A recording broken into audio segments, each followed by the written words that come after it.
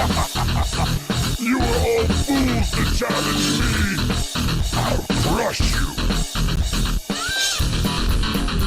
It's been a long time since I've been at full power. Come at me with everything you've got, understand?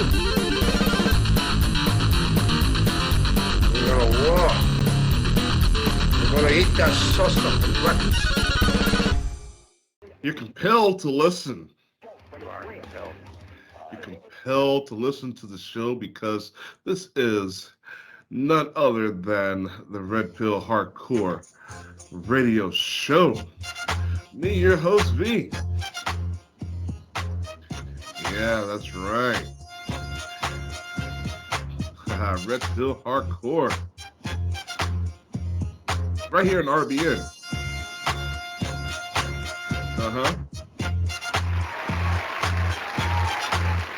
Brought to you by TLBTalk.com. Awesome for the show.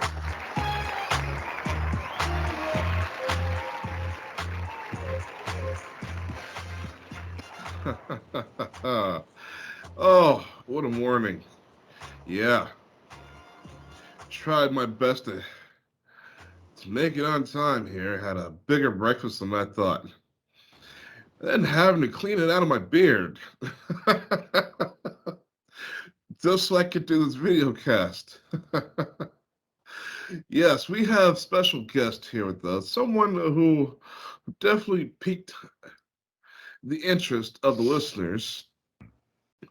And definitely had to bring it back on, especially with the recent events that are going on. We have Johann Drolshagen, correct? Very good. Good job, V. Love it. All right. Yes, how are you doing today?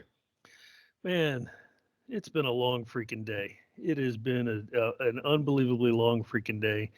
It has been a great day for Brady, and yeah, I'm more tired and more jazzed than I've been in a long time, man.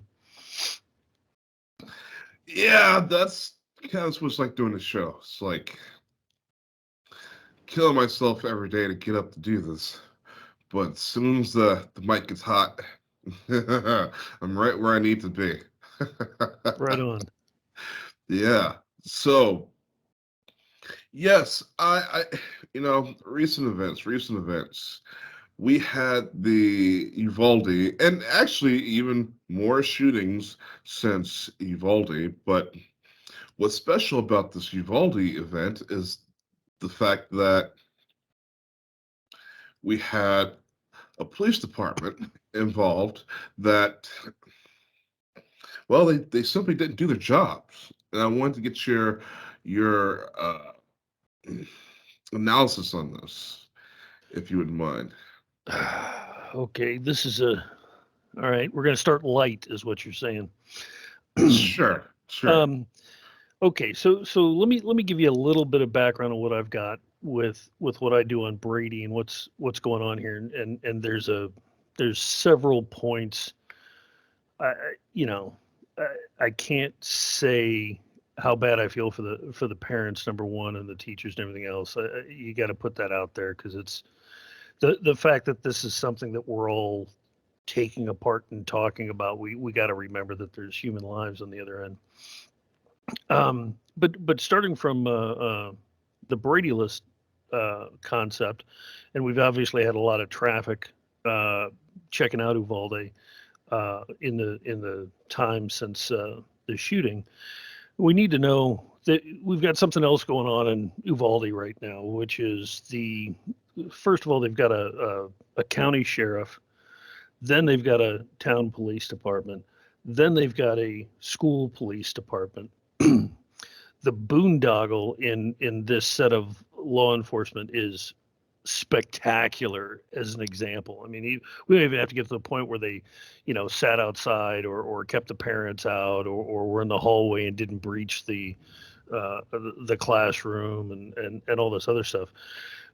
That county, that community, and that school are being utterly devoured by the expenses of law enforcement. And then to have the law enforcement And I don't mean a little bit. I mean we're talking over 50% of the municipal budget goes to the law enforcement. When they spin off another law enforcement and put it into the school district, that's just another budget that they start sucking money out of. And then the Well, county, they also have a public safety department, right? Department of Public Safety for the Department of Public state, Safety. yeah, which is on top of that. And Mhm. now, all right, so take all that, look at the boondoggle, watch the dollars, the money's just flowing out of this. Otherwise, really not a very prosperous community in I guess in how you would compare it to other counties and that type of thing. I mean, it's a working class county and it's a working class town, and the people that went to schools, it's a public school, it's a working class school, and now for them to refuse to participate in the investigation by withholding things like the body worn camera, the BWC footage, which we need to be really crystal clear that what they're trying to do, and now of course hiring outside lawyers to come in and protect them under this nonsensical defense that they're trying to put together, saying that because the assailant was killed in the act, they no longer need to have an investigation or participate in the investigation and disclose any of this body camera footage. Which I'll be honest, personally, I'm not really that interested in seeing the body camera footage, but the investigators need to be able to see that footage. And for law enforcement, and this happens all the time, they try to treat that body camera footage under property law instead of evidence law. Evidence law, it should be turned over immediately. There's actually been SCOTUS findings on exactly that. The moment that it can be available and will eventually be disclosed, it must be disclosed immediately.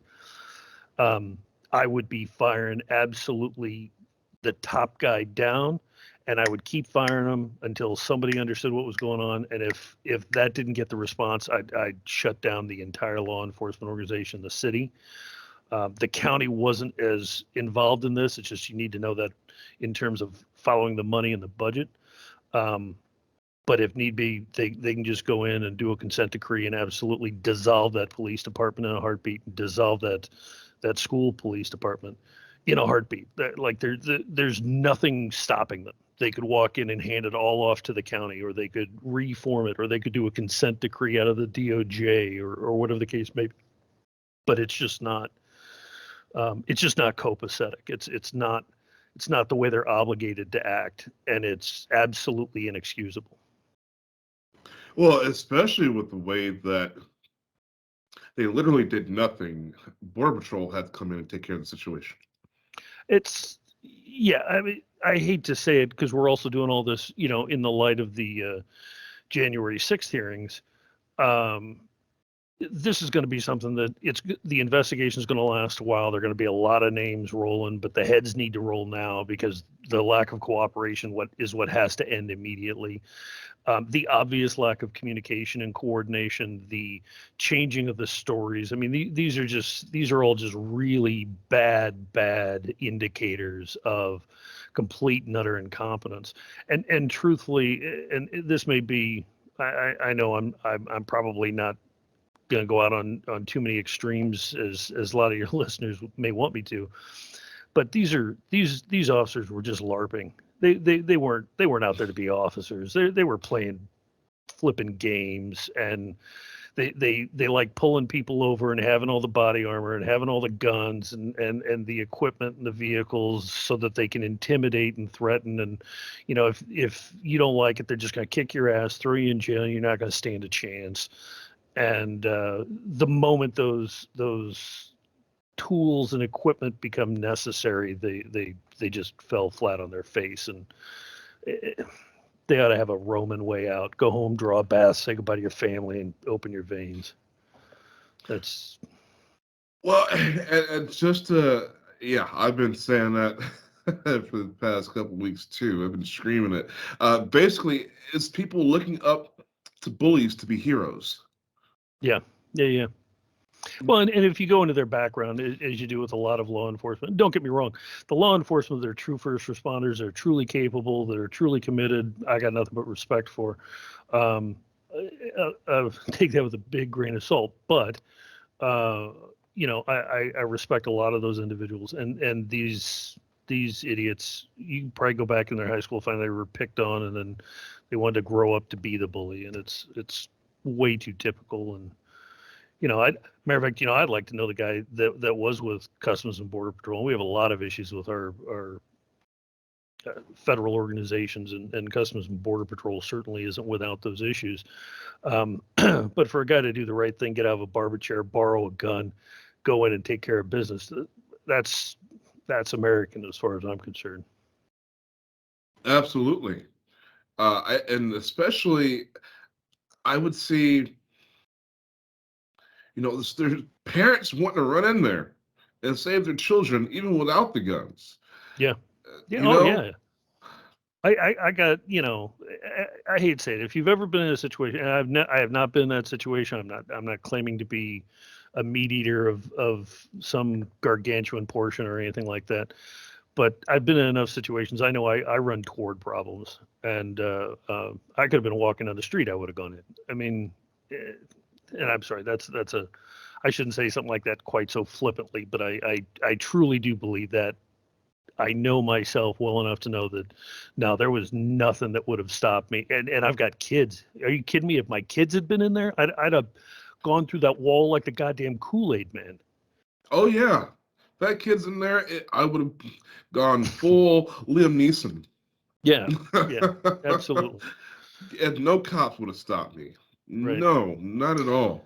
So yeah, it's a real shit show. I unfortunately I don't have a whole lot of faith in the FBI to actually investigate. The DOJ, I hope will do the right thing in this case. I'd actually like to see some third-party investigation into this, just for neutrality purposes outside of law enforcement. And I think that it's very, very called for to get into the budget of what these people what these law enforcement individuals have been scraping out of these taxpayers for so long. Oh yeah, I've had that thought. Just like jury duty, a random selection of private detectives given full 100% authority to look at any records and just go in and just tears people apart. Well, and you need to know from a legal perspective as well that they don't need a warrant. They don't. There's no. I don't want to hear from law enforcement unions talking about protections from personnel records and all these issues. This was an active shooter scenario. The investigation can go on regardless of whether or not the individual, the assailant, was killed. This information is compelling and should be compelled and is able to be compelled of these officers without hesitation and without any further communication whatsoever. It's just straight up needs to happen, and it needs to happen a while ago. Absolutely. And just a quick refresher for the audience, in case it's the first time they're hearing you. Tell them about the Brady List very quickly, please. Okay, so the Brady List, and this is pretty interesting because we actually were submitting paperwork and dealing with a case in the California State Supreme Court today. The Brady List is a proactive disclosure evidence platform, specifically keeps track of police misconduct records, Brady offenses, POST, which stands for Peace Officer Standards and Training in most states, decertifications. We actually also include agency accounts, so that any police misconduct records. We had a law passed here in California a while back, 1421, that made police misconduct and use of force publicly accessible records. So this platform is made to handle all those records from 18,000 different law enforcement organizations and 5,000 or 6,000 prosecutors, plus the post departments for, I think we're now in 47 states. We also use it to collect public complaints. So any member of the public can go to the Brady List, which is a BradyList.com and file a complaint against any officer anywhere in the country. They can also file a complaint against any prosecutor anywhere in the country, and that's what we were doing in the Supreme Court today. And they can file a complaint against any judge in any court in the country as well. And we function as what's essentially a court of public record, meaning that we make and maintain a public record so that when it's made, it can't go away. So law enforcement can't come to us and say, okay, we're not going to consider that complaint valid, so we're just going to ignore it. So we make this all publicly accessible, and when it goes in the record, it stays in the record.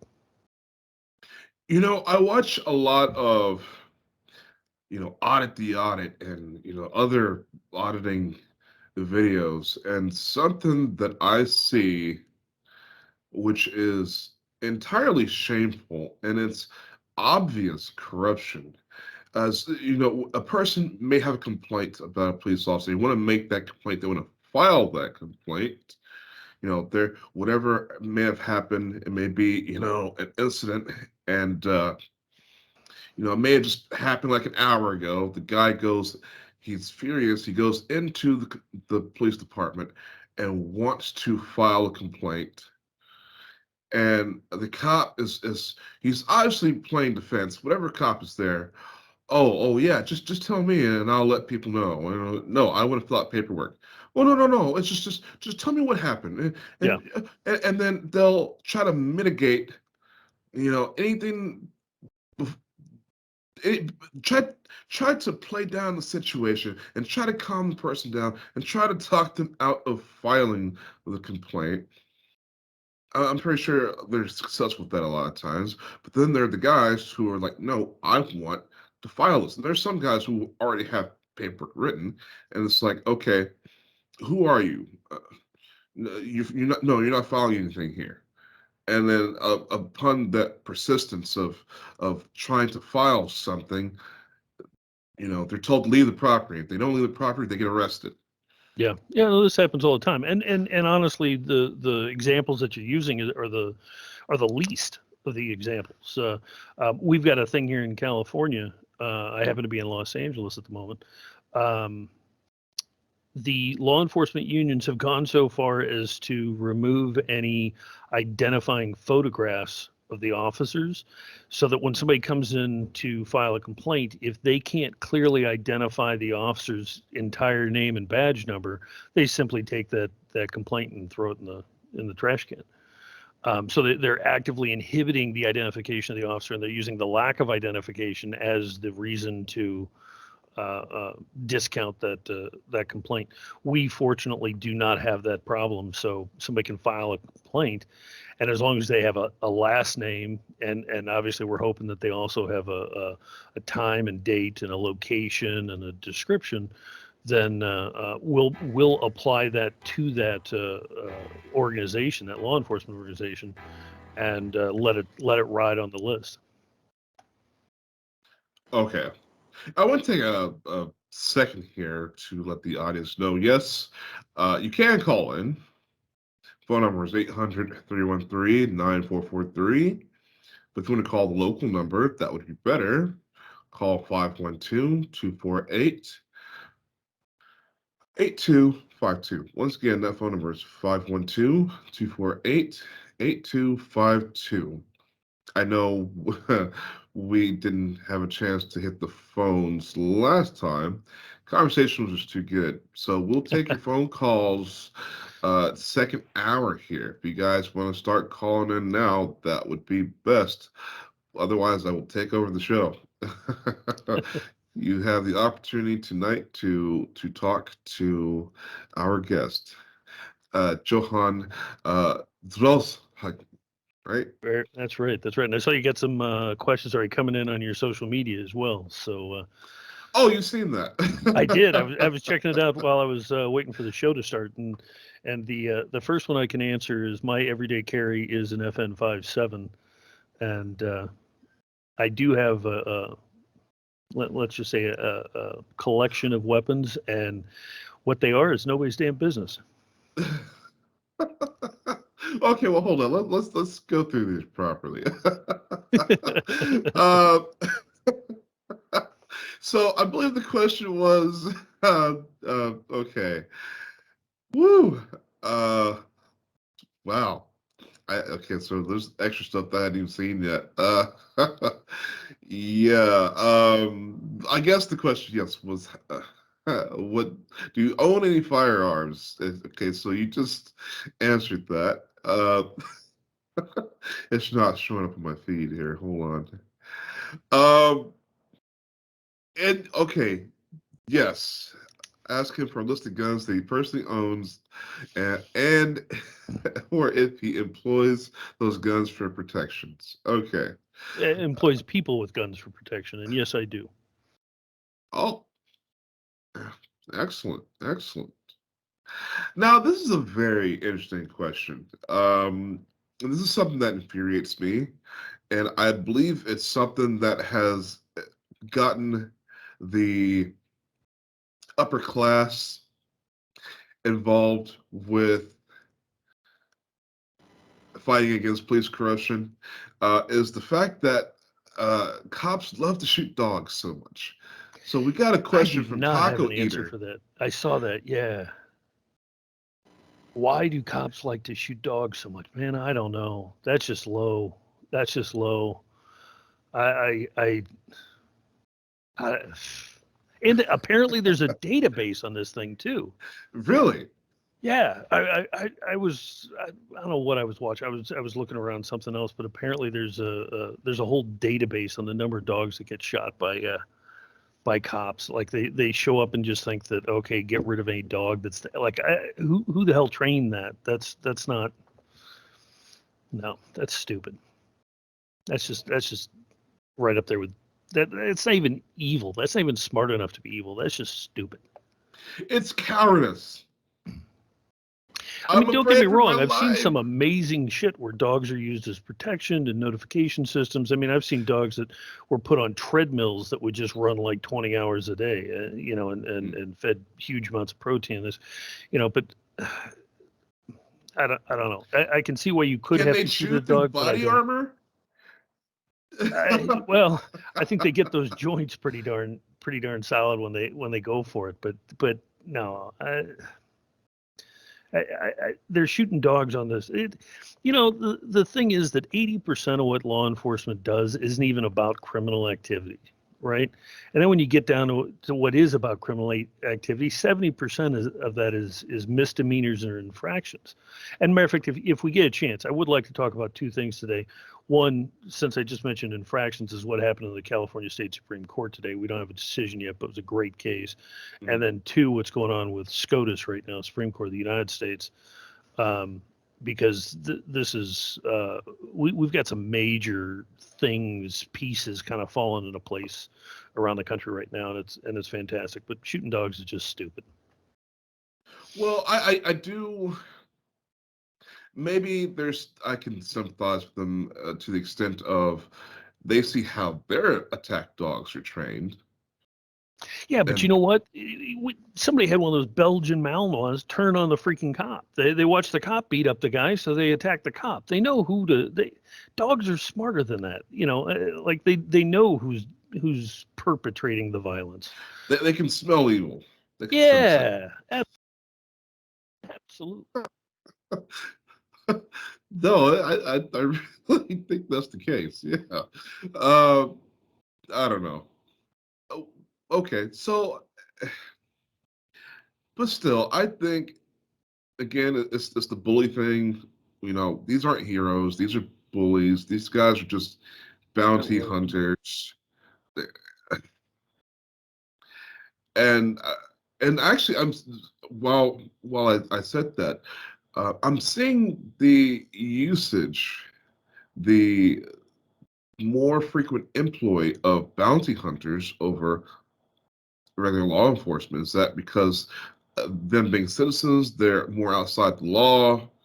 They can't be reported on. I mean, what's your opinion and stance on that? Well, a lot of states, for example, simply don't require any sort of licensing, right? Some will be required to have what we call in California guard card. Also separately, whether or not they carry weapons. You've got a lot of places like it's like Dog the Bounty Hunter he was a bounty hunter in Colorado because they don't require any license, but they don't get to carry weapons either. And Yeah, he's they a felon multiple times over. well, at this point we're coming up to something like 20% of the population that has some sort of conviction on their record.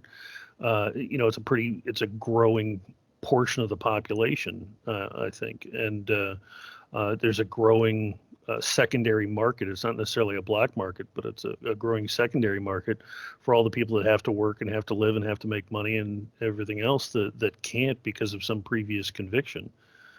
And I wish, put it this way, I don't have any confidence that all these convictions are valid either. There's so many wrongful convictions out there. Oklahoma and Texas both, Innocence Project has gone in and checked on the death row cases, and they're coming back 33% of the death row cases are wrongful convictions, most of which are prosecutorial misconduct. And that prosecutorial misconduct, that's part of the reason that we built Brady, was specifically to make sure that the prosecutors were proactively disclosing the information, including police misconduct, that we know they had, and they are simply choosing not to disclose it, which is a constitutional violation. Multiple amendments, and then you can even get in when you start again talking about the infractions. You start getting in with, I think there's a clause in the 14th Amendment about excessive fines and fees. And our system just puts people down and then holds them down. Okay. Yeah, people always like, that show has to be fake. That Dog's bounty hunter, he's always got guns, but he's a felon. No, those are paintball guns. Or He's guns. he's just So, LARPing too. I mean, he's a big enough guy and all that kind of thing, but he's just running around with tactical gear on to look intimidating and sound like he's an authority.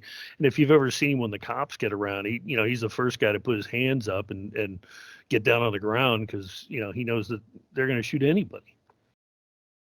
yeah, exactly. Sorry, Dog. Yeah, well, every dog has his day, right? Yeah, well, all right. Well, you mentioned a couple good things there that I'm not even aware of, so this would be a great educational opportunity for me. So there's two things going on that you mentioned. Oh, California Supreme Court today. This Okay. is the first one, and then the other one is there's some really cool things going on in SCOTUS right now. Okay. That I think you'll like. So in the California Supreme Court today was our filing deadline, and I got my paperwork in early, but I've been literally just reading submissions all day long. And there's a case called People v. Hauser. And the details of the case are not impressive. It's very remedial. It was an infraction on an unhoused person or a homeless person. And it was, something silly like $150 fine. And this goes back to 2017. And the thing is, individual gets this ticket, goes into court. There's a volunteer pro bono attorney by the name of Colleen Cusack who did just an amazing job with this, and she's the attorney of record. I'm merely a person that issued some support. And this individual says, no, I didn't commit what they gave me the ticket for. And if you check the police body cams, you'll see that, I wasn't there. I didn't do it. And it's all evidence. So this lawyer, who's just a force of nature, she goes in and she moves. She asks the court, she says, okay, we're going to do an informal request for discovery, which includes this body camera footage. Then we're going to do a formal request for the discovery. Then we're going to go into court. We're going to ask the court to order the body camera footage to be disclosed. And every time they do this, the prosecuting attorney simply ignores the request. And then when they get him talking, they go. The prosecuting attorney says, no, you got to go straight to the cops, and the cops will give this to you. And then they run into this giant blue wall of bullshit and bureaucracy. And so the cops are refusing to give over this body camera footage. So the lawyer goes in and asks the court to dismiss the case. Okay. So the judge appropriately dismisses the case. Uh-huh. Then the San Diego City Attorney's Office appeals it. Says, no, we're not going to do this. And, we should have been able to proceed without the body camera footage. It wasn't important, whatever. It goes to appeal. And this guy Hauser with his attorney wins the appeal. Then this is such a significant issue. They start investigating this. They start talking to the prosecutor. It turns out the prosecutor had written a policy in 2017 to not give any disclosure under Brady, which is a case from 1963, which is a brilliant case and requires the disclosure of known evidence coming from the law enforcement to be disclosed to the defendant automatically, right? Nobody's supposed to have to ask for anything or anything else. So the prosecutor says, no, we're not going to do it. The cops say, no, we're not going to do it. We win the case. We win the appeal. Now, the California District Attorneys Association, the freaking district attorneys and the attorney general are part of this group. They take it to the Supreme Court to prevent the publishing of this decision because, as it turns out, prosecutors across the state of California, and as we know, as anybody walking down the street knows, that if you get into a contest with the cops, they don't share anything with you. They don't recognize FOIA requests. They don't care about sunshine. It's supposed to be on the prosecutor. So the question is whether or not the Supreme Court is going to publish this decision that says, yes, the prosecutor absolutely has to do it. And what are the sanctions up to and including dismissing the case and disbarring the prosecutor are all on the table at this point. And the district attorney's office is trying to keep it quiet. And what we found, or what this attorney found as she dove in, San Diego has had this incredibly corrupt practice where they started issuing tickets to everybody because it was a revenue generator. They wouldn't send a prosecutor into court. So if you got a ticket, you went to court and the judge went, pay your fine, right? Law enforcement's not going to cooperate. There's no prosecutor even here to bother giving you some evidence that you're entitled to. You're just going to have to pay your fine. Turns out San Diego, which has less than a quarter of the population of Los Angeles, was issuing 3 times as many infractions. And this right to disclosure is under infractions and parking and traffic violations, and a lot of it has to do with plea bargains as well. So they simply weren't doing it. And now, don't we call that a racket? Yeah, it is a racket. Is that illegal? It's the government making money off of issuing these fines. But now, if we get what we're doing today, we stand a chance. And partner, we're talking hundreds of thousands of cases that could potentially get tossed out because of this wrongful millions policy. And millions of dollars. Well, but they also count as wrongful convictions. So now you're not only just restoring that money, you're going to wind up paying those people for the injustice. Oh yeah, I love it. Right. So this is why the California District Attorneys Association wants to keep everything quiet and not have the opinion published and everything else. So we've submitted all of our paperwork today to make sure that opinion stays published, and that we're going to use that mojo to go start just picking off DAs and prosecutors that are doing the same behavior county by county by county. And this, by the way, Brady is a constitutional obligation, which means this is applicable nationwide. And that was today. I can tell you what, you're a national treasure. Well, thanks. We need you. When we talk about SCOTUS later on, you may disagree with that, but it's cool. It's cool. It's the greatest thing I can tell you about this, and I'm not an overly optimistic person, but I try really hard sometimes to find a silver lining, and that is that the judges are pissed. The judges are pissed at the misbehavior of the prosecutors. They're unbelievably pissed at the nonsense coming out of law enforcement. And I don't think that they're going to hold them accountable the way I'd like to hold them accountable, but I think they're going to hold them accountable at least, to some degree.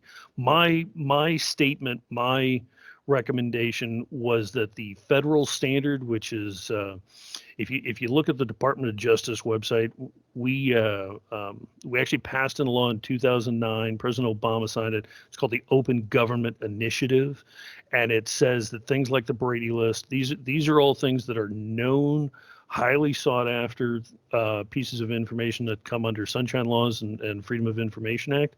So they should be proactively disclosed by these agencies across the country, and none of them in the country are doing it. There are a few prosecutors, like Washington State has done really good at posting their Giglio list. One district in New Mexico is doing it. But if you look at the big picture, Colorado and New Mexico have already gotten rid of qualified immunity at the state level. At least that's all they can do is get rid of the state level. But that's huge. That's massive.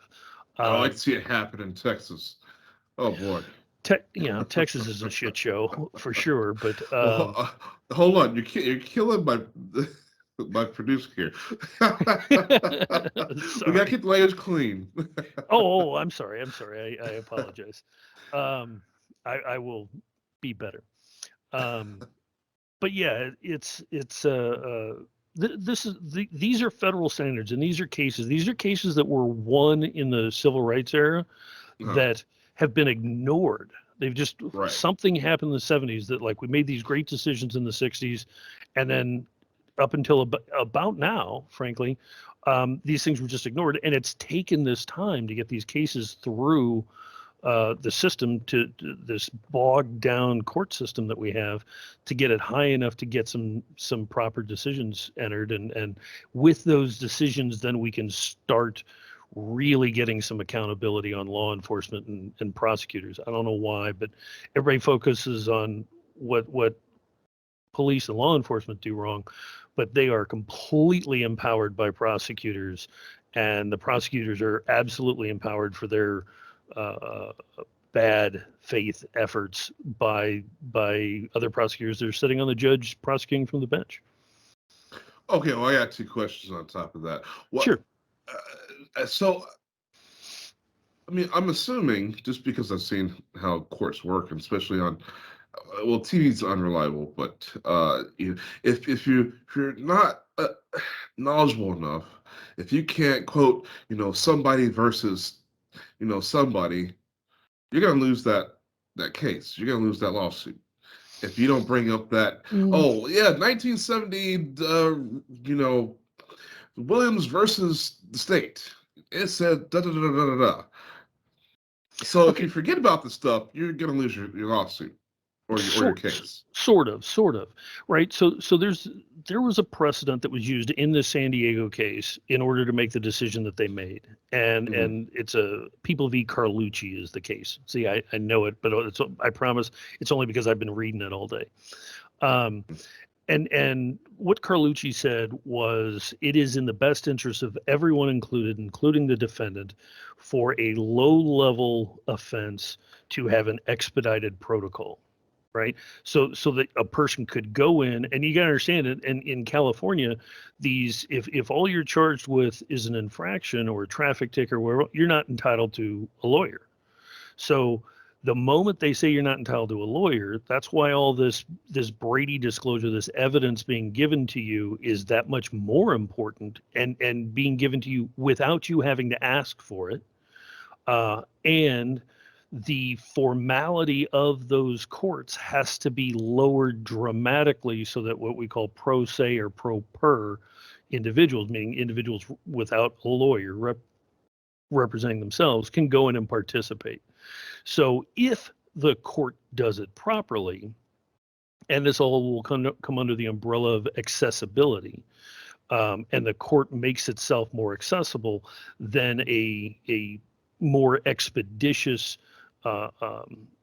process could and should be used. I'm actually a huge advocate of that, mainly because I don't think lawyers do very much. A lot of them just stand next to you while you're found guilty, as opposed to actively fight and actively investigate. And that's the basis from the Brady v. Maryland case that the Brady list is based on, which is even SCOTUS saying in no uncertain terms, this entire system is slanted in terms of resources and intentions and motivations.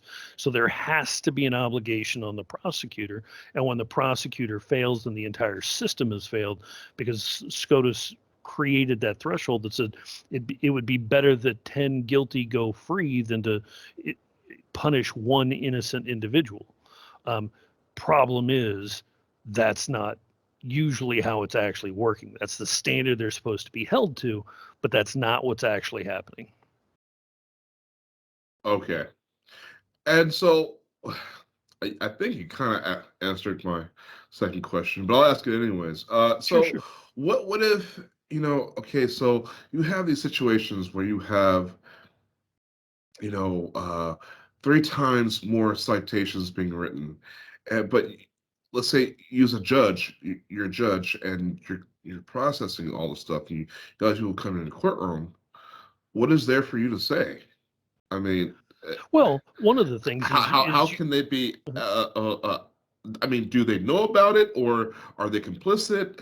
What can they do about it?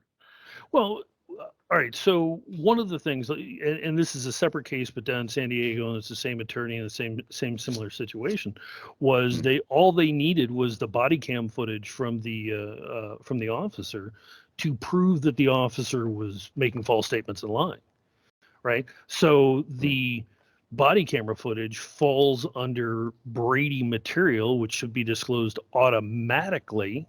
Nobody should have to ask for it. Nobody should know that it exists. In this particular case, in Hauser, which is the one we were dealing with today, law enforcement responded, well, there was no body camera footage. And then the body camera footage was destroyed. And then we'll allow you to look at it, on our monitor in one of our places, but we're not going to give you a copy of it. And like, it progressed in the lies, and that was because the lawyer was there. But what's going on now is all of these things, like there's a checklist of things. And in California, one of them is what police misconduct has the officer been involved in, what use of force has the officer been involved in. And if you start to see a pattern, which we always do because these offenses are never one at a time, then it is literally arguable to say, listen, Your Honor, first of all, I didn't do what I was saying, so it's a claim of actual innocence. Then you're saying he was wearing a body camera. If we had the body camera footage, that would actually show me not committing the crime, and then, the third from that, we'll find that this officer's actually had complaints against him multiple times for making up reasons for citing people. And if you were in court alone and you can come up with those 3 things, your case is going nowhere. That's dismissed. Thanks for coming in. Get out of here. And that's what we want to see more of. And part of the reason for that, if we do see more of that, is that the officers are less likely to issue the citations with false statements. They're less likely to go out and just randomly be issuing citations for revenue generating purposes, right? They'll know that they've got a record, and they can be held accountable for, if you do have an officer that does this and all of a sudden is no longer effective in court, you either move them to something where they aren't doing that anymore, or you thank them for their time and send them on their merry way and go get a job at Walmart greeting people. We can defund the police by half and not affect staffing levels. Like, there's that much going on, and part of what I do Brady for is that proactive evidence disclosure, right? So it's specifically for the points of saying that, okay, we can go in and, here's your printout and here's your evidence and here's links to the body camera footage and whatever things that you need, and we're good to go. That's wonderful. Yeah. I love it. Okay, we gotta get to these some of these questions very quickly here. Ask him if he thinks what is going on in Australia and Canada would not have happened if they hadn't gone door to door and confiscated their guns. Well, all right. So this is pure speculation on my part, but I'll tell you right now, I don't think the handgun ban in Canada is going to stick. I don't think it can stick. I think that cat's out of the bag. I think ghost guns are here to stay.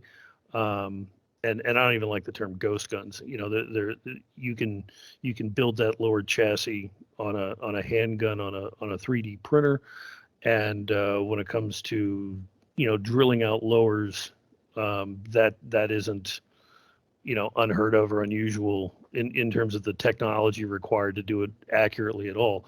In fact, one of the things that I'm surprised has not come out is the ability to do those things have actually brought about some really high quality weapons assemblers, and it created a lot of jobs and a lot of business out there. And just so everybody knows, when we talk about these ghost guns, if you talk about the ones you can buy online, they do actually come with a serial number plate. They are in and of themselves legal, and it's hard to give one answer that covers every jurisdiction.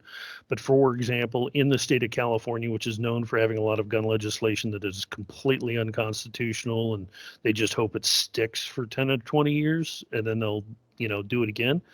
All you have to do with one of those weapons to be fully in compliance is add your own serial identification. You could put your name on it, for example, and then register it under that. Now, I'm not trying to get into the whole conversation about whether or not weapons should be registered or whether or not private transfers should happen. I'm trying to redirect it back to Canada and say that I don't see it as a viable option. And you had a great conversation with Peter like 2 months ago. Seraphin, does that sound right? Peter Seraphin?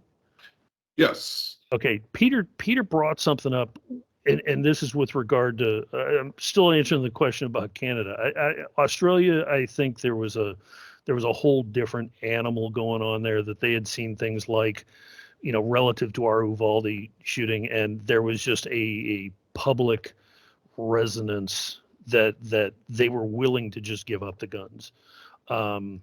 So, and I still think there are a lot of guns out there that people don't necessarily know about or don't represent. They don't have the same interests as we do in America for things like open carry and constitutional carry, which is one of the cases in the SCOTUS that we'll talk about. But I don't think they're going to be able to put that cat back in the bag in Canada. No way. I most certainly hope not. Pret Mavericks, he wants to know if you are a member of any secret society. I'm not that cool. Nobody's invited me. I feel kind of left out, frankly. I'm surprised nobody's asked me. I've actually right? I mean, yeah. Well, since moving to Europe, I actually have been invited to some secret functions. I can keep a They secret. treasure celebrities more over here than they do in the U.S. I'm a dime a dozen over in the U.S. Here, I'm a little bit special. But yeah, no, I don't. You know what? I was 37 before I realized the KKK still exists. Oh, wow, I did. really? Well, yeah, I mean, if you think about it, I was born in 70, and there was actually a ruling that outlawed the KKK. It's allegedly disbanded it. And matter of fact, I was living overseas at the time. I was down in the Caribbean, and I met two guys from, I want to say it was Alabama, that were like, "Oh no, it still exists. We're in it." And I'm like, "What?" Like, and I'm 37 years old. I'm a grown man. Pardon me. To the to the producer there. Sorry. They had to convince me that it was like a family thing. It was still going on. It was sticking. And I used to live in Atlanta. Again, nobody invited me. Well, I don't think you would have been a good fit anyhow. No, I seriously doubt I would have. Okay, we've got another question from here. Well, okay, so you mentioned Peter Seraphim. Have you done a show? No, I haven't. But We okay, got to so get you on his show for sure. so here's the thing that he mentioned, and I'd love to, and he nailed it. And what he doesn't know is his dream is coming true in the Supreme Court right now. So he mentioned a thing on your show back in April that was talking about, it went all the way back to the Declaration of Independence. And what it said, or the way it comes about today, is it's called a utilitarian test. And it's a test that the Supreme Court can use to determine if, for example, a department of the government is constitutional. Okay. And it's a 3-part test. We use a different test today. We use what's called the rational basis test. And the point is that SCOTUS, and by the way, we're Supreme Court of the United States now. I've left California behind. Okay. So SCOTUS just heard arguments the other day in a case, and I'm gonna read it so I don't mess it up. Jarkessi versus the SEC, Securities Exchange Commission.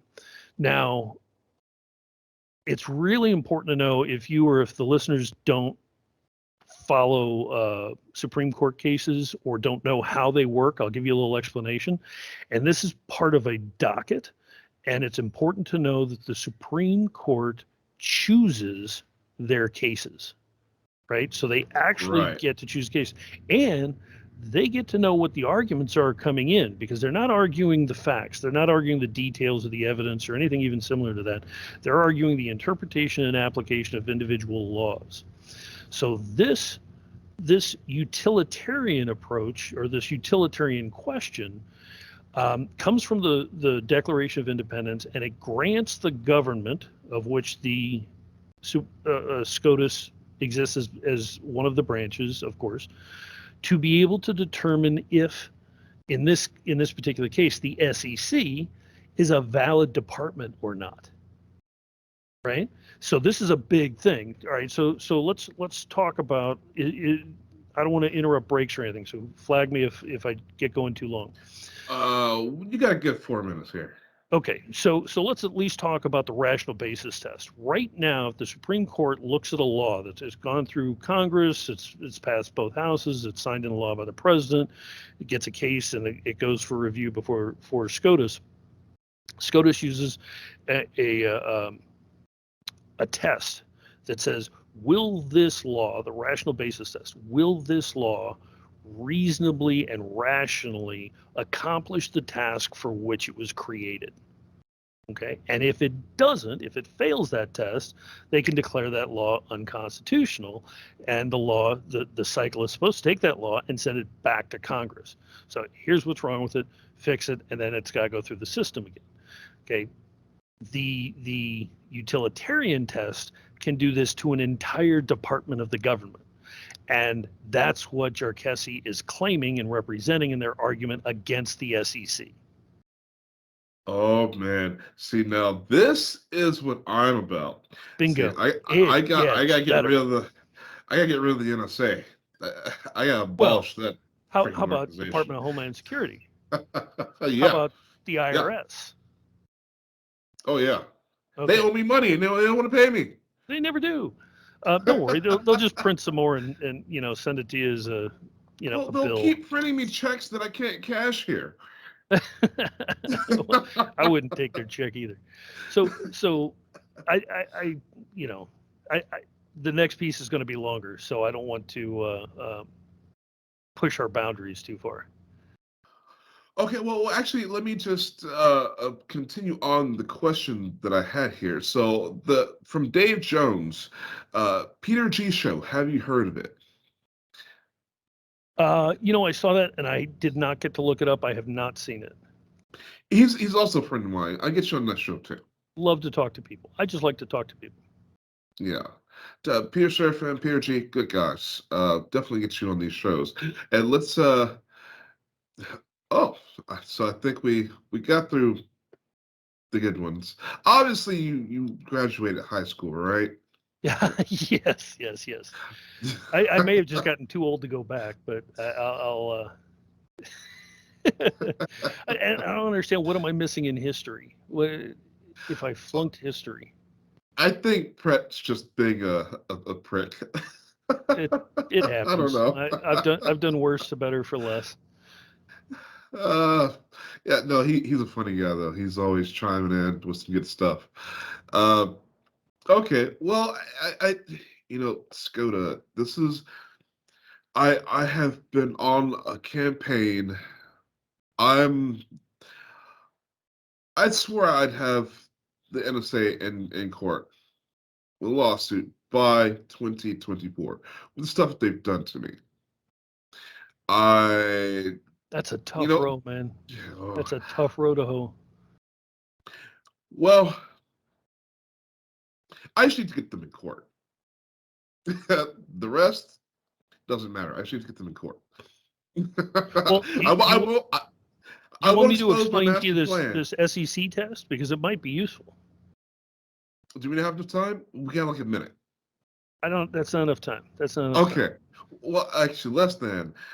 Yeah. No, my plans. I can't reveal my master plan, but I just need to get them to show up in court. That's all. Get them on the record. Just yeah. Most people don't realize interrogatories are what you want. You get them on. You get them sworn in. You give them a list of questions that they've got to answer. They're in contempt if they don't answer, and they're under perjury if they lie. Get the interrogatories every time. That's part of it. Absolutely. Guys, we got to take a short break here. We're going to finish up our points when we come back from the other side of the top of the hour break. And then we're going to get to you, the callers, which is going to be fun because I know our callers have had a lot of experience with police corruption, especially the ones that we have waiting. So, guys, stay tuned. It's a hot show.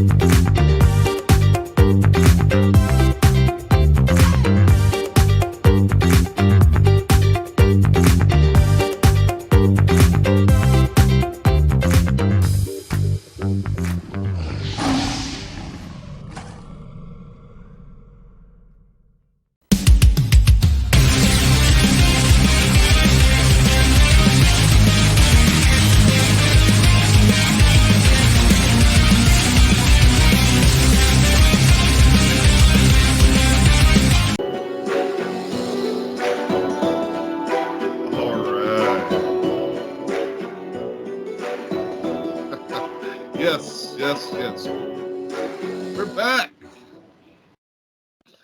And yeah, this is our second hour here on the Red Pill Hardcore Radio Show.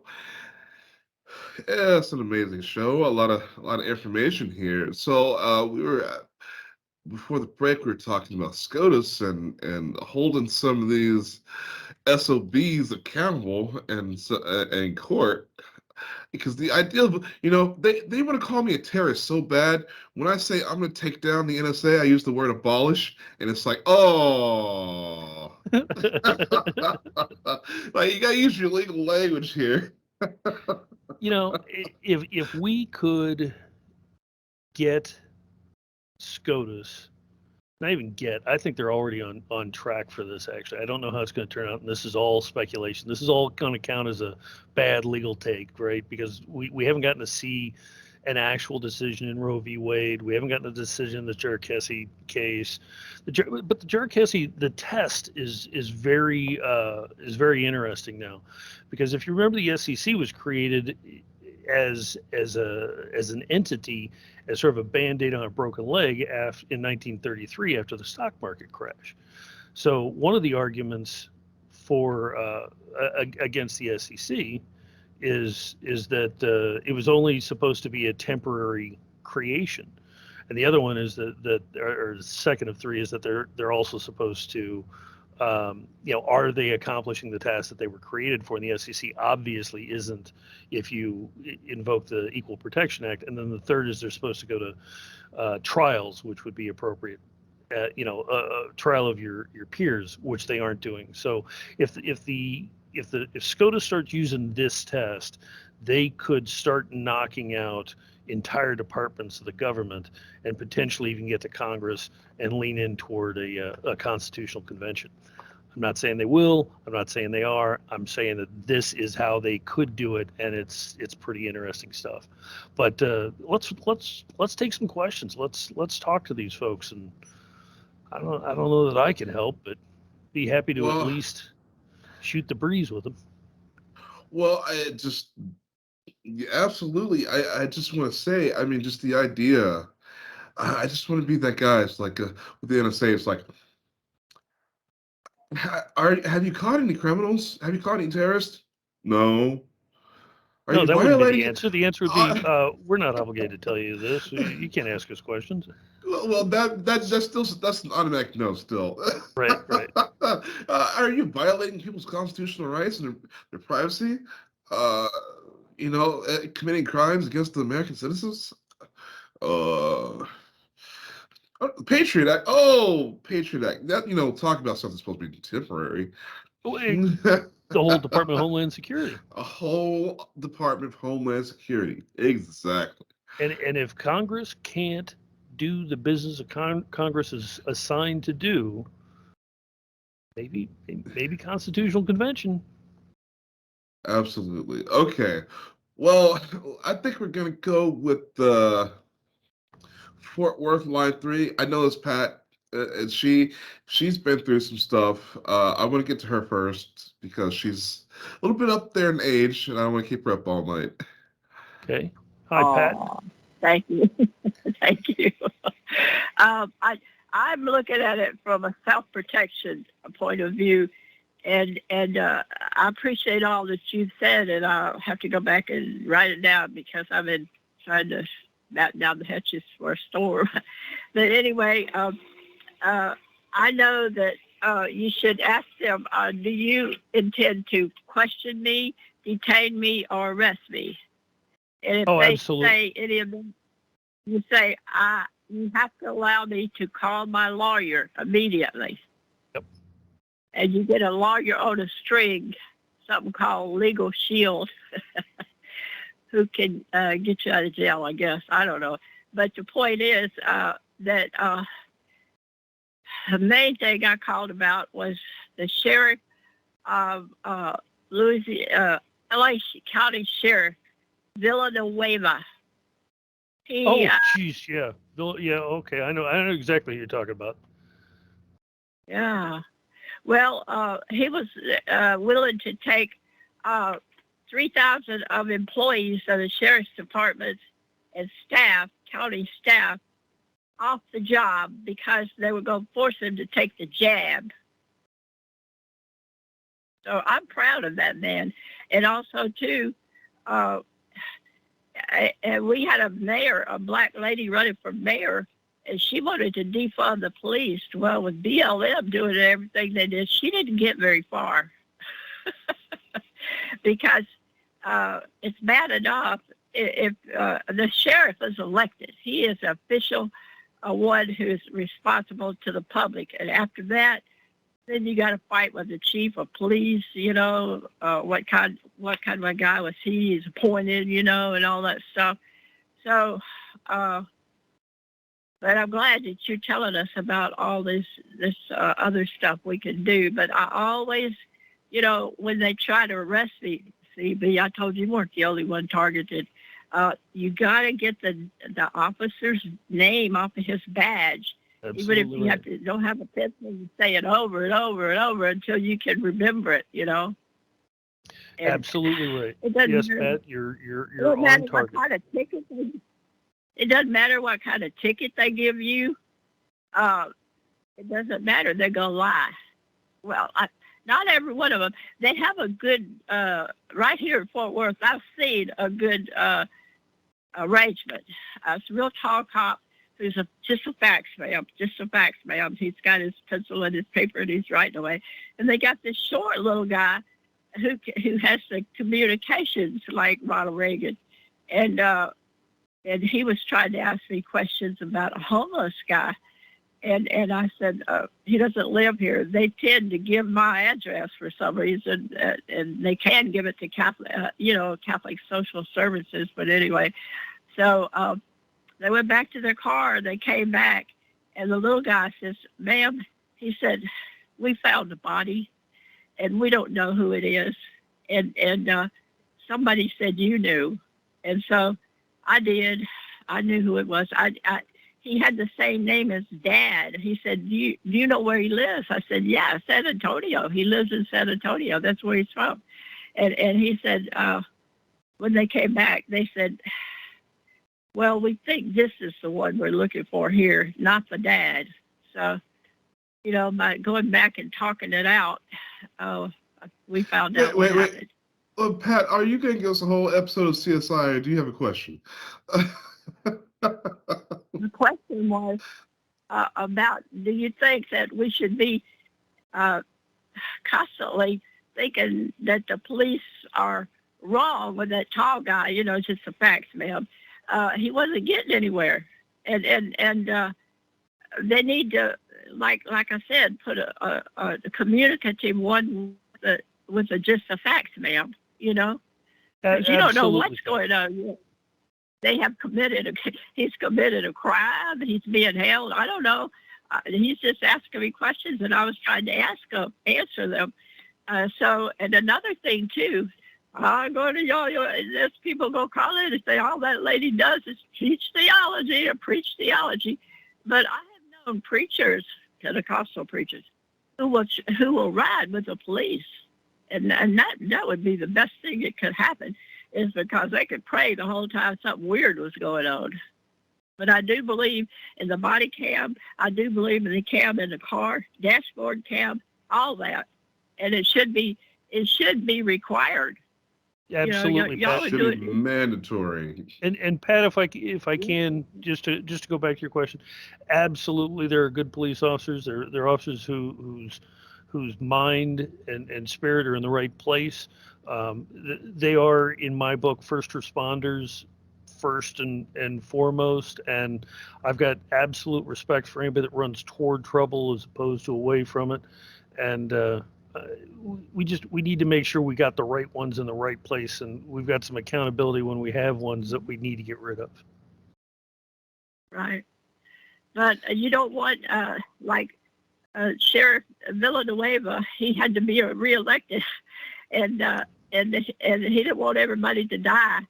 So I appreciate the fact that he was willing to everybody is willing to just quit the force, and then you're left with the police. So you better have some police. Well, Pat, Pat, you got some good ones every now and again. We definitely need to hold up our heroes. We definitely need to draw a line and make a distinction between the heroes and the petty thug cowards. We got to move on to more callers here. Okay, thank you. Thank you Pat. very much. Now, this next caller right here, New York, line 1, Frank. He's got some stuff for us. Go ahead. Hello, Frank. Frank. Yes, good evening, everyone. Oh boy, what a subject. Yeah. I'm sorry. First of all, could you give me your guest, the full name of your guest, please, so I can write it down? Johann. I missed it before. Sure, Johann Drolshagen, and the last name is spelled Drolshagen. Okay. I'll forget that later on. And also, go to the BradyList online as well. Yep. The BradyList online. Got it. Okay. How do I broach this subject? Because it's near and dear to all of our hearts, especially mine. But do you remember the case of Philando Castile? Oh, it's been too long, but I'll vaguely have the details, but yeah. Okay. Well, this is a perfect example of a police brutality, if I ever saw one, where he killed him while he was sitting in his car with his 4-year-old girlfriend's daughter and so forth. Anyway. Yeah. He was in the passenger seat, and they shot him when they were like asking for ID and stuff, right? Well, he was in his driver's seat, and okay. Right, and he was in the process of pulling out his legal documents for the ownership of a firearm. Yeah, and they shot him, and he bled out right there in front of everybody. I remember the video. Yeah. Now, how does a police officer, first of all, the murderous officer really just, cried crocodile tears in order just to get off, which he did. How do we deal with someone like that, or institutions like that?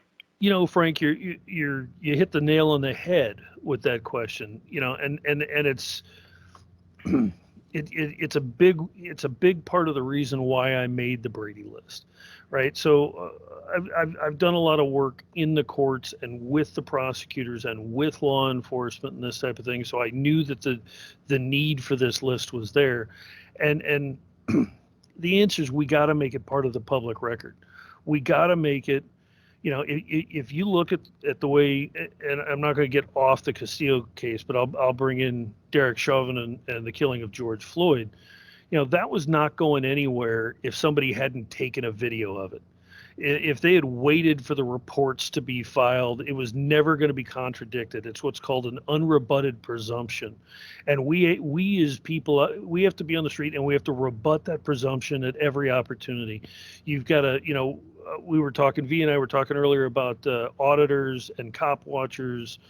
Put that camera on them. They are public servants. Record them. You see them doing something, you hide that video, you publish it, you get out there. We've got a way. This is why we want the average individual to be able to file a complaint against any officer, and which, by the way, you can do it anonymously. You don't have to say who you are. And it's because they've got records of where people are at, what they're doing, who they're with, who are the witnesses, what was the situation. All that should be enough to drill down and get into that, because we've got legislation in more than half the states already that started and has proceeded and signed into law in the last 2 years, where these states are saying, like California, for example, is saying straight up, the records of police misconduct and use of force, just use of force. It can be justified, but that's now public information. Where you're in New York, there's a group called ProPublica that did a great thing with the civilian oversight. I can't tell you enough how much I support civilian oversight of law enforcement, where they required, in order to oversee the complaint system, they required a separate company to receive all the complaints before law enforcement even got them, to guarantee that civilian oversight was made on every single one of those complaints. They put them into a system much like what I created, which analyzes it, tracks it, makes a record of it, shows what's on the rise, shows what's on the fall, shows what's being reported and what's not. And that's the answer, Frank. That's the answer right there, which is it's got to be part of the public record. The people have got to be involved. We've all got to do it all the time. And also, hold on a second. Also, that was actually, it ties into my half-baked question earlier. I didn't get to finish. So when you have these officers that don't want to take these reports, they just want to arrest you, they don't want to do all that stuff, I was going to ask, can they file it with somebody else as proof that the report was file made, it on the Brady list, and then sent to the police department? Yes, file it on the Brady list. So they can do that with you directly. You can come to our site, giglio-bradylist.com, and you can file a complaint on any police officer in any law enforcement organization at any time, and you can do so anonymously. Well, are you familiar with the Star Tribune's series entitled "Police Shielded by the Badge"? Again, Frank, I hate to say it, it sounds familiar, but I'm not recalling it off the top of my head. That sounds familiar. It is a very comprehensive report, investigative report by the Star Tribune, which is Midwest's probably equivalent of the New York Times. Well, depending on how you feel, but they basically. And they profiled, they put the faces on the front page, 20 to 25 police officers who were convicted of felonies and who yet became officers anyway. And or if you go to the New York Times article from a couple of years ago about those officers who lie, test to lie, and brag about it. Yeah. So again, that burns me up. Oh my God. For simple fact that they have, I was just gonna say, for some fact they have these officers who get hired with felonies on the record. When I went into the Army, they wouldn't take my bonus away because I had traffic tickets. Oh, you're a criminal. Right. All right. So the felony thing is one thing. So the Department of Justice actually issued directives in 2002. And it took till 2004 to get done, which is prior to 2002, they weren't doing background checks on individuals in law enforcement that were already hired. They were only doing it on new hires. So during that 2 years, they did on every single officer, and Texas actually lost the most high-level individuals. They lost, I think, 13 sheriffs. Surprise. Right. Yeah. They lost, I think, 13 sheriffs, the actual sheriffs, right? Top county guy. Elected official and all this kind of stuff, because they had this on their record.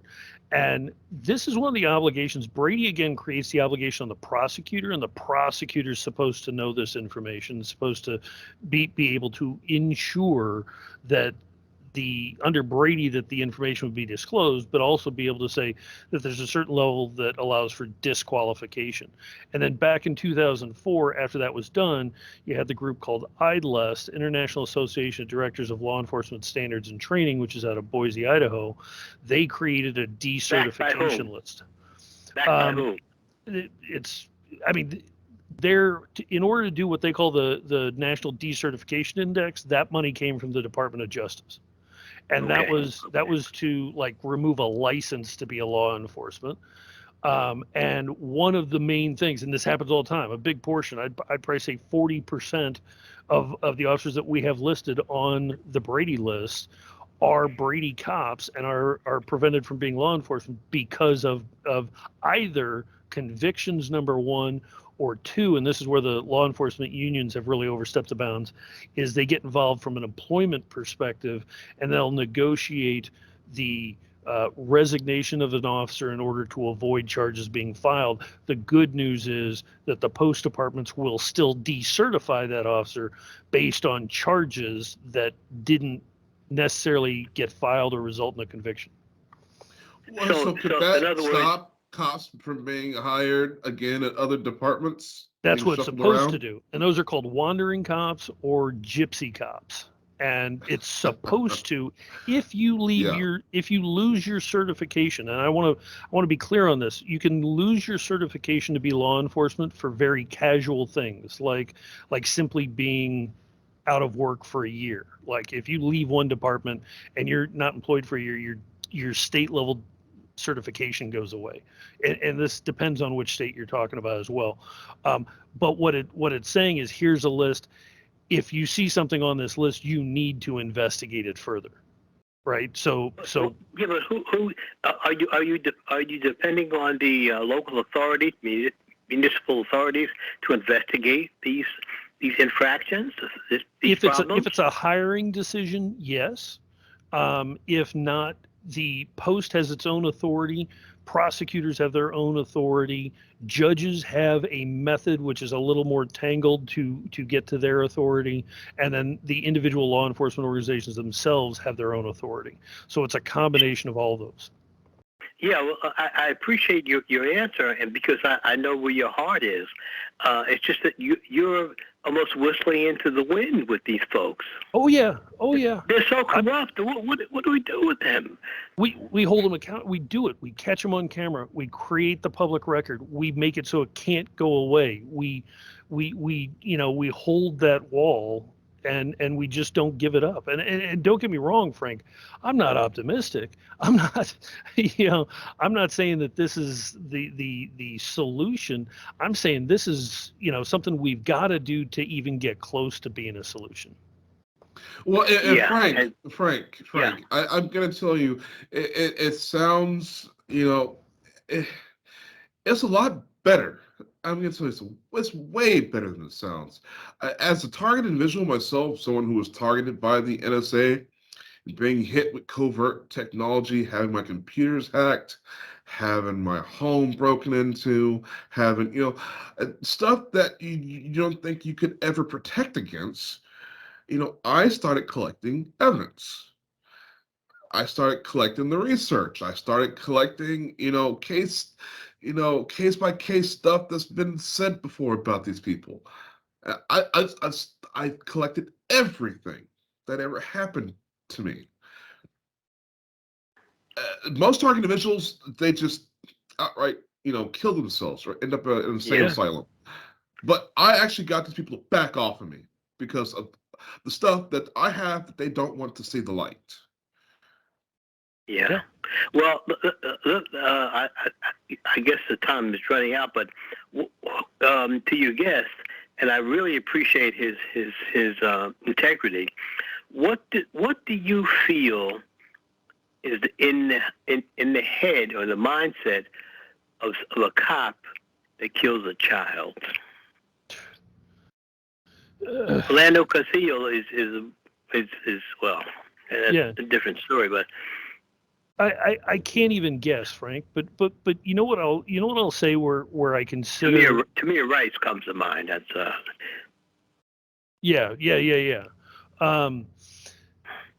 The brightest lining, or the closest to a silver lining that I can suggest for you, Frank, is people are not standing in line to be law enforcement anymore. They've seen the abuses. I promise you, from talking to law enforcement, there are over 18,000 law enforcement organizations in this country, and any one day out there, you've got between 1.2 and 1.3 million law enforcement officers out there.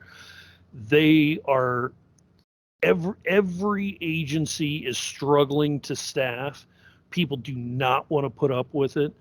Nobody's trying to shoot the firemen. So if somebody's just looking for a job in public service, they're more likely to go EMT or fire department or something else than go into law enforcement. And it's not because they're scared. It's because they won't tolerate this nonsense. This, in California, I didn't want to contradict Pat. Pardon me. But our sheriff's got gangs in the LASD. So it's gone full on bad, and I think that the silver lining is that people just really aren't putting up with it any longer, and they aren't joining it, and they aren't turning a blind eye to it. I mean, well, how many people, especially, in your generation, my generation, I don't know how old you are, but I know people in my generation, we grew up playing cops and robbers. We want to be cops when we grow up. And, oh, you're muted, by the way. It's, oh, mic check, 1, 2, 2. Oh, wait, 1, no, 2, I 1, think we 2. got you. We got you. Okay, cool. Okay. No, And I'm still so there. with my early experiences with cops as a teenager, it's like, no, I don't think I could do that. I don't think I'd be one of these chumps, Yeah, yeah. I should have stuck to trying to be an astronaut. Shoot a little Something. higher. Frank, so I hope that's helpful, because I really do see that happening nationwide right now, and it's a good sign, I think. Well, I hope so, and I thank you very much for your courage. Just again, make sure before the show's over that you spell out, because I did not get your name and your website. Oh, go ahead. I'll Let's do it that again now. right now. Yeah. My last name is spelled D as in David, Rolshagen, and the website is at Giglio, GIGLIO dash BradyList, BradyList.com. And if you just Google BradyList, we're right at the top. Gotcha. Thank you very much. I appreciate your work. Thank you. That's Frank. all you and have, your last Frank? name is not Serpico, is it? Oh my God, he won't even touch soil in LaGuardia Airport. No, he won't.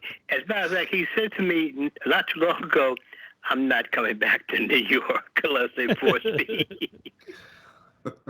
Thanks again, guys. Appreciate it. Ciao. Well, thank you, Frank, for calling in. All right. So, I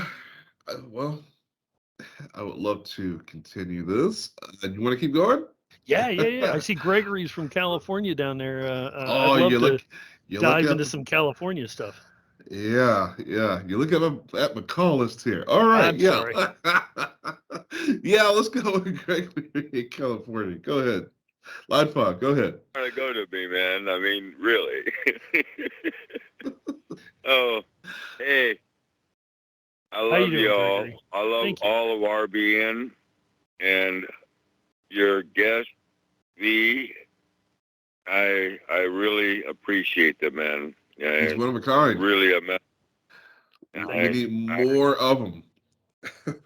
Yeah, I truly enjoy the testosterone that is being employed right now. It's Hopefully it's not toxic. invigorating, don't you know? Yeah. Oh, this is primo masculinity. It's nothing toxic about it. I'm pretty sure the ladies will line up for it. Old is beautiful. There you go. Well, in all the short, precious moments I've had on this beautiful plane that we're existing in, all but one or maybe two exposures to those cowardly cops that dress themselves, these joiners of gangs. I've never belonged to a gang. I've been around gang members and blah, blah, blah. Big ass deal. Excuse the expletive, Michael. But, yeah. I love all, trust few, and try to paddle my own canoe. But you know, these days, it's circle the wagons, or, as the indigenous people would say, run away, run away. There's some interesting cases coming up in SCOTUS with regards to First Nations. Just so you know, there's some cool stuff coming. Oh man, I'm right on the kettle of it. We're dealing with so many different tribes up here. It's phenomenally beautifully, naturally stupendous.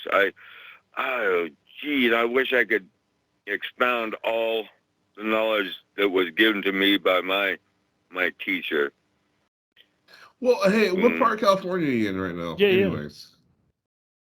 Well, you all know where Rough and Ready is? No. I don't, but it sounds either really good or really That's where I'm at, man. bad. We succeeded from the Union in 1863, and we got succession days every year. It's just a one-horse town. I mean, you blink your eyes and you're through it. But it's got a lot of history. And the reason why they... When you say you're in California and say Rough and Ready, all I can think about is guys with handlebar mustaches and assless chaps. Oh, you're up by Grass Valley. I love it up by Grass Valley. You looked me up. I did. You kidding? You say something like that? Yeah. Well, most people don't realize, and I know it's not right there, but it's not that far away. Is like Oroville. I used to live in Oroville. Oh, did you? Okay, yeah. Oroville seceded from the Union over this pandemic stuff. I loved it. I posted all over it. I thought it was a great response. Oroville Dam, yeah. Yeah, because I used to party up in Chico a little bit there. Yeah. Oroville's such a boring town. Oroville is a retirement town. It's population 16,000 people, so it's like, there's nothing there to do. You're either if you're there, you're either homeless, retired, or you have a meth addiction. And no, you are stagnant, is what you are. Yeah. And people with that mentality, I mean, I don't give a the people around me started getting stagnant, so I had to hell out of there. You're in yourself, man, and there's so many things to discover, even around Oroville. I mean, it's got so much history, so much. Everything about every place you want to go. All you got to do is just walk barefoot. I hear you for a while. And don't get me wrong. The place is gorgeous. Grounding. Don't get me wrong, the place is actually really gorgeous. It's the prettiest town I've ever been in. But it's just people around me started getting a little stagnant, so I had to go. As you say, man, stagnant. You come visit me. I'm walking barefoot through poison oak. That's what I do. And Gregory, I got this funny feeling if I show up in Rough and Ready and just ask if anybody knows where Gregory is, they're going to point you out. No, not really. I'm not that. I try to keep a low profile. I've only exposed myself to people that are people. I hear you, man. I hear you. I hear you, and I feel the love. Amongst people, and not a hue of a man. I don't want to be one fraction of the spectrum that I can be. Right. You see what I see. I do. Yeah, I really respect you, man, and that's why I had to call. I mean, I really resonated with your frequency. It was really cool. I appreciate that a lot. But I used to be where you were at, and I did all the. I mean, I ran for office, several times, believing this, that, or the other, and I've been hauled in and treated like a criminal when I committed no crime, hauled in, kidnapped, tortured by these so-called sheriffs. Oh, that's the question I wanted to ask you, my friend, and I'm terrible with names, so please forgive my brain cell. But you've heard of Richard Mack. It's not ringing a bell, Gregory. Richard Mack? Tell me a little more. Maybe it'll come back to me. He was the guy that beat Clinton back in the day about, sheriffs and their duties to uphold the law. He's one of the original constitutional sheriffs. Yeah. He is the one that trying to bring it back. Yeah. I Well, mean, I met him with Randy Weaver back in the early 2000s. And now, at a what county independent is Rough and Ready in? Are you Nevada. Tehama? Oh, you're Nevada. Okay. Pardon? I was going to say, I said because, Nevada. you know, Tehama, just north of you, they just elected a Brady cop to be sheriff. All right. That does not surprise me. I'm looking at the map right now because I have to look it up. And I'm going to tell you, just where you are, Gregory, you must be Oh, it's bored. beautiful. You Hey, must man, be bored. what does Nevada County look like on the map? You're looking at this map. What does it look like? The shape of the county. Does it not look like a old pistol? A lot of counties look that way. If you look at Austin, I mean, it's right there in front of your face. It's woohoo. well, yeah, a lot of counties look that way. If you look at Austin on the map. It looks like a flintlock pistol with all the counties. I never noticed. Yeah. I didn't know about Austin. Yeah, that's cool. But yes, my friend, this brings back memories. Oh yeah, been in Yuba City, Man, been in all the casinos over there. Yeah. in the corner of my mind. I don't gamble, but I had a girlfriend that did, and she loved to lose my money. I lived a lot of my precious moments in Fallon, Nevada, and Reno, Nevada. In fact, most of my life was, well, not most of it, but a lot of it was in Reno. And I did so many different things, amigos, you couldn't comprehend. And in fact, that's where I hooked up with Alex Jones and John Statmiller, the great John Statmiller. I mean, I heard them both at the first time down in Reno back in the early 2000s. They, at first they were great, and then I saw it peter out, and it was just, what the holy hell that's going on here? It's just egos and fear. And that's all I gotta say before I leave y'all. Well, Gregory, so you talk about that control our consciousness. It's our egos and fear. If you can control those two little dichotomies of our whole reality, which, I mean, makes ego and fear look like little specks on a sphere. But once you can control those little dinky things that has been promulgated upon us 24/7, what, jab, and COVID, and monkey, punky pox, and all this stupid ass, excuse the expletive, BS. Hey, give me a break. We got to get above this poopy. I mean, really. Well, we're trying. Hey, I know you are, Gregory, man. I love Gregory, you. Gregory. Before you go, you said you listen to Alex Jones and John Stedmiller and stuff. When you, I actually that was back in the day, man. That was way back then. Well, I can't say I was way back in the day, but at least 4 or 5 years ago, like I said, I was broadcasting out of Oroville, KORV 91.1. Wow. My radius reached from Yuba City up to Chico. You never get my station?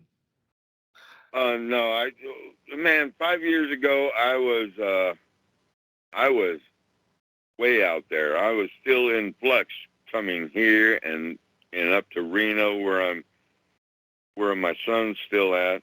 And I'm still moving from my place in Reno, even though I got it rented out. I've got a ton of a bunch of stuff because I'm a pack rat from ECLL hockey sticks. I mean, okay. I collect everything, right? Yeah, I know those people. Everything of value. Everything to me has value. In fact, everything that we can see and feel and hear and vibrate with has value only because we can do that with it. When you comprehend that we're only seeing so many vibrations and frequencies and energies and so forth and so on, and it's so minuscule to what we can attain, it drives me insane that people don't want to attain that. Gregory, we absolutely agree with you on that. And that's what the show's about. I want to thank you for calling in, though. Thanks, Gregory. Hey, man, I love you, man. I love you all, and I even like you. I mean, I love all, but I really like you guys. I mean, I have to love all. I even love evil because that's a part of the whole shiitake mushroom. But when I say I like somebody, that shows a deeper respect. Well, and thank you. I have a real deep it. respect for Republic Broadcasting and all the programs. I listen to most of them, or have listened to them, and I must say that you have brought me above. It was first Rush Limburger head, and then Alex Jones, and now you all.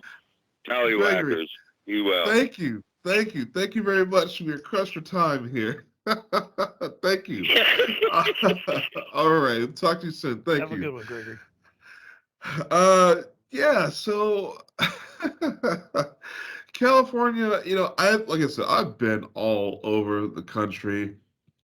I would say, of course, Texas is the worst. And I had been thinking about it since last time we talked. And it's like the only place that comes to a second position in my mind would be law enforcement in California. Man, it's a hard test. It's. I don't know that there is a test. I don't know that there's a set of criteria. I'll tell you right now, Oklahoma is upside down bad. We've got something like 35 gangs in our LASD, but the same people that did, which is Rand Corporation, the same people that did the study on the Los Angeles Sheriff's Department, also did in Cook County around Chicago. In Cook County, I don't want to say it like they won, but they had 165 different cliques or gangs in their deal. And we can't forget Tennessee, and we can't forget Florida. There's just some seriously backward stuff.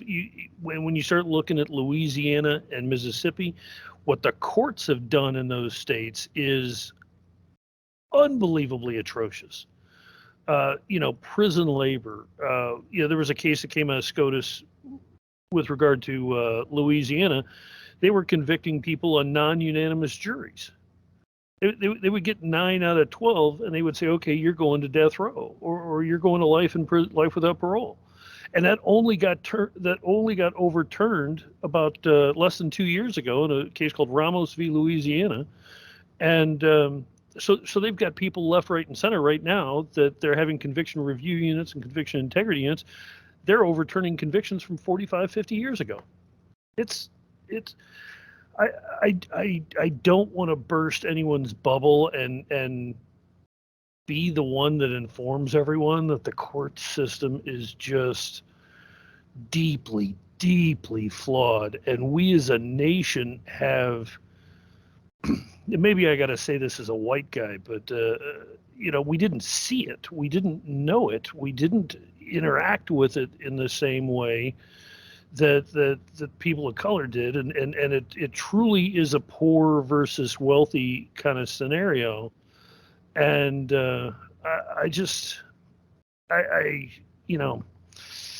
we have to have the civilian oversight. We've got to get in there, and we've got to sort this out. We've got to make sure our law enforcement is doing what we want them to, and our prosecutors are doing what we want them to, and our courts are doing what we want them to. We've got to have some some oversight. And I know I've raised some issues by bringing up these gangs. So let me clarify this just a little bit. Rand Corporation came in, and if you ever want just to like watch a movie about it, this has been going on in Los Angeles for so long. Like the movie Colors with Sean Penn when he was younger than all of us are now. That was about the gangs, and so we've got. I think we're up to about 35 gangs right now. We've just recently, just matter of fact, just last time you and I were on the show together, or when I was on the show with you last time, we had just finished public hearings where we've got officers actually testifying which other officers are in gangs within our sheriff's department. And this is a case that's already been settled also by SCOTUS. It's US v. Able.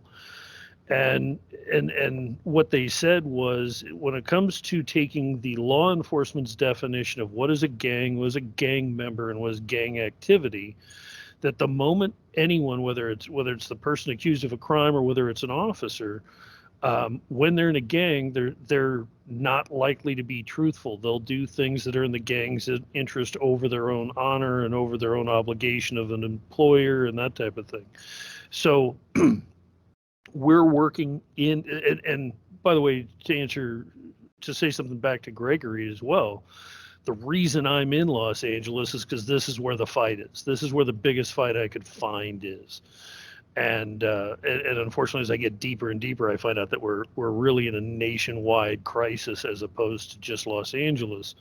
But we've got this documented. We have actual gangs for different stations. They've got tattoos. They've got patches. Some of these idiots are flying flags over the police station or over the sheriff's station. They've got lately these coins, these challenge coins have been coming out. Yeah. They're getting real secret society Illuminati now, huh? Still haven't been invited. All I can do is be critical. The challenge coins. Wow.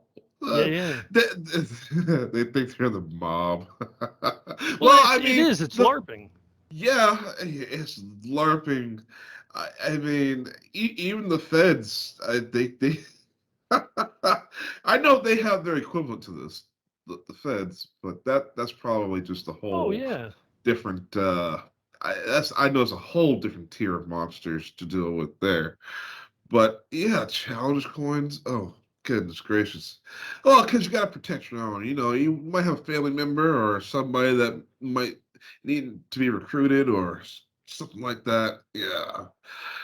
You got to have a way to know that you're protected without saying that you're protected.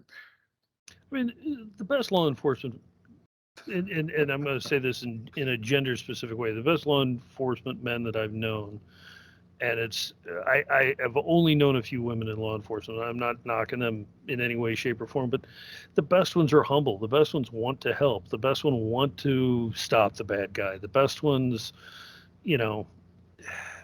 they do really, really good work in some of the people's hardest times and hardest days, and they're there for a lot of those. And there are a lot of things that straight up would give anybody PTSD for a lifetime that they deal with on a regular basis. And I respect it. And I want to find a balance in the criticism or oversight or judgment placed upon them, whatever the case may be. There needs to be some balance. But do not doubt that there are truly evil individuals in there. Do not doubt that the system is slanted to protect. It's to protect all of them, and some of them take advantage of that. A fair and unfortunately high percentage take advantage of that, and it's a problem. It's so much testosterone. You want to talk about real toxic masculinity?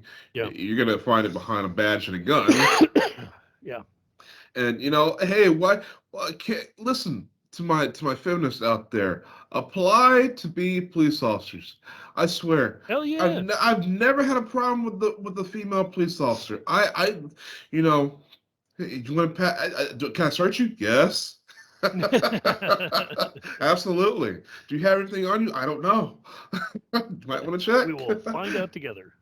Put my hands behind my back. Oh yeah, you're kinky. Let's do this. I will never fight back. I've known a few gals in law enforcement. You know what? They're tough. They're strong. They're capable. Oh yeah. I like a woman that carries a weapon. When a woman can take you by the elbow and jerk you like across the room, oh yeah, that turns me on. Yeah, definitely. I'm with it. I'll have nothing but the utmost respect. But if I have some a-hole, some guy disrespecting me, I'm going to challenge him. Challenge him every time. Allow me to say that I probably would too, but that is exactly the opposite of the advice I would give anyone. If I would give anybody any advice, don't say anything. Just be quiet. Deal with it in court. Deal with it with a lawyer. Deal with it, don't deal with it in the minute, because everybody's blood is up and everybody's, looking for the next move that's going to get somebody hurt. So I would agree with you. Don't do what I do. I'm good at what I do. I'm extremely good at what I do. But no, I would definitely take Johann's advice on that for sure. Not everybody can be V. All right. So I really want to know. I mean, with this whole situation, let's say you're one of these mothers that got thrown to the ground in this Uvalde incident, tackled, tasered, handcuffed, your kid's dead now. I mean, surely, of course, you're going to need a lawyer and all this other stuff you want to fight, but surely something like the BradyList can be used to get the process started. Sure. File the complaint on the BradyList, but honestly, and let's use it in the scenario of the gal that got handcuffed and ran in and got a couple of her kids out and that kind of thing. Be happy your kids are alive. Be happy your kids are with you. Try to find some peace. I would not tell any individual, just like you and I have both just said, don't do as I do. Take the advice. Don't fight the system. Don't fight.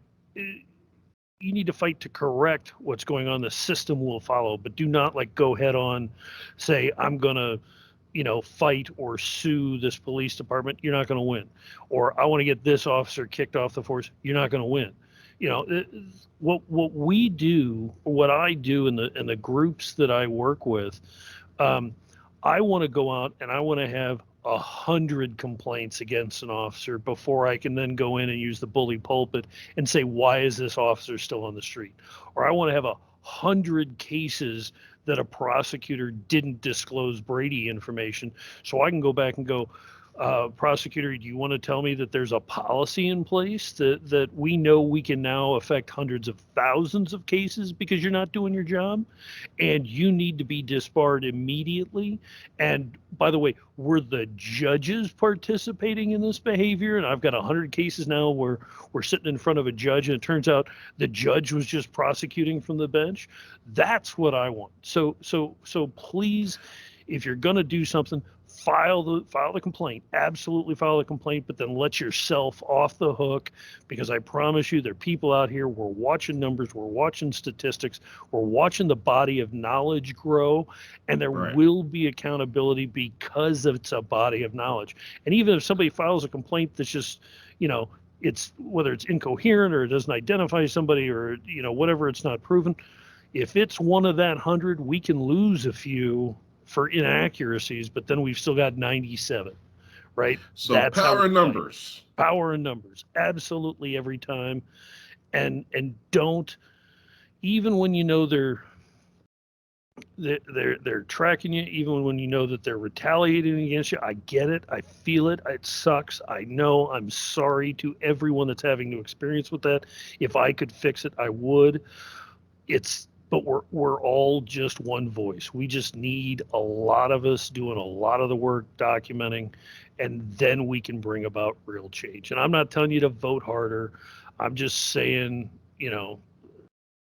make a record of it, and then let us that maintain those records run with it.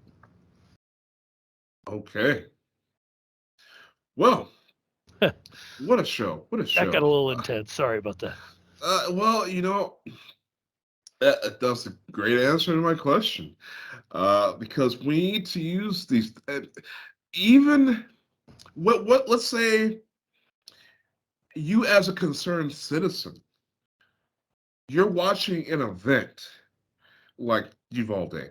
You're not a part of the situation, but you're a concerned citizen. Maybe you live in that county.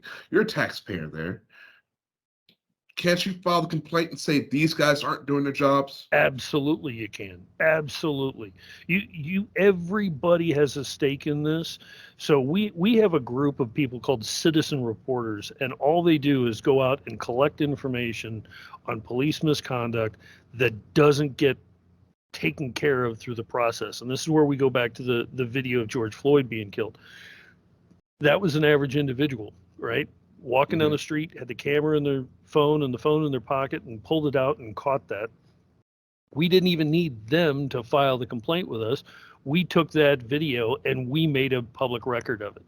And so that is there for Derek Chauvin. And here's the thing that we talked a little bit last time. Hennepin County, pardon me, now the prosecutor for Hennepin County, which is the one that includes Minneapolis, is now having to go back retroactively to the beginning of Derek Chauvin's career and inform everybody that's been convicted behind Derek Chauvin that there is exculpatory evidence about that officer now that entitles them, even if they're done with their sentence, to a new trial.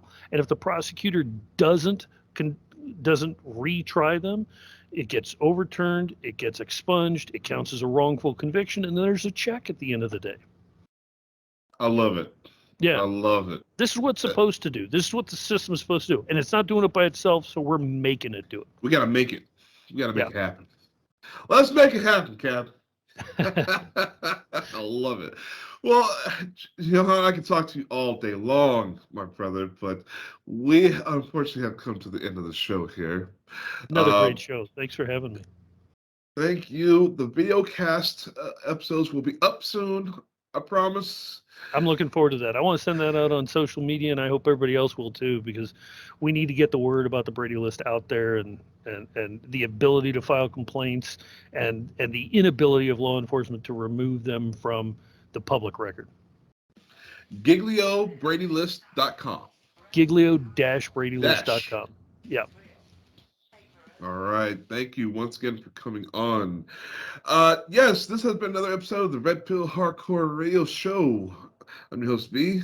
And remember, in the land of surveillance, the man with third eye is king. So educate yourselves.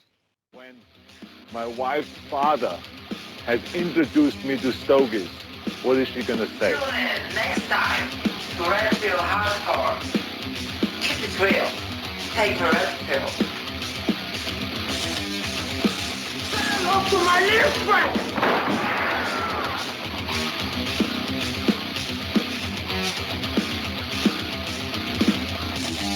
Conan, what is best in life?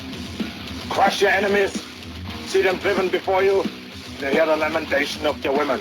That is good. Tune in next time to Red Pill Hardcore. Keep it real. Take the red pill. True winner. And I get the green light from Mom.